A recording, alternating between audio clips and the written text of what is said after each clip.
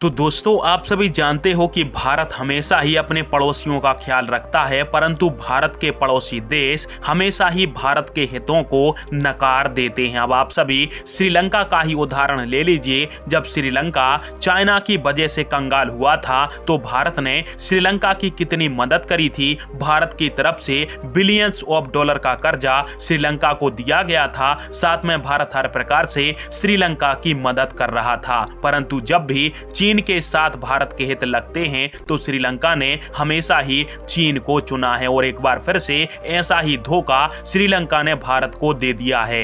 दरअसल चाइना भारत, बांग्लादेश और म्यांमार के माध्यम से एक इकोनॉमिक कॉरिडोर बनाना चाहता था जो कि BRI के तहत आता है, परंतु भारत ने इस कॉरिडोर को बनाने से साफ इनकार कर दिया क्योंकि भारत BRI का शुरू से ही विरोध करता आया है। अब भारत के इनकार के बाद चीन का BCIM कॉरिडोर तो नष्ट हो गया, परंतु इसको सफल करने में श्रीलंका ने एक बार फिर से चाइना की बड़ी मदद कर डाली है। दरअसल स्क्रीन के ऊपर आप सभी देख सकते हो, यह है हमारा प्यारा भारत और ये रहा म्यांमार। अब आप सभी को बता दूं कि जो चाइना और म्यांमार हैं वो आपस में स्थलीय सीमा साझा करते हैं और इस प्रकार से अब जो चाइना है वो म्यांमार के साथ श्रीलंका को चाइना, म्यांमार और श्रीलंका इकोनॉमिक कॉरिडोर के माध्यम से जोड़ने वाला है, जिससे चाइना जो अब तक अपना माल मलक्का स्ट्रीट के माध्यम से लेकर आता था वो अब सीधा म्यांमार से होते हुए श्रीलंका में, हिंद महासागर में और पूरी दुनिया तक पहुंचाएगा। और सबसे बड़े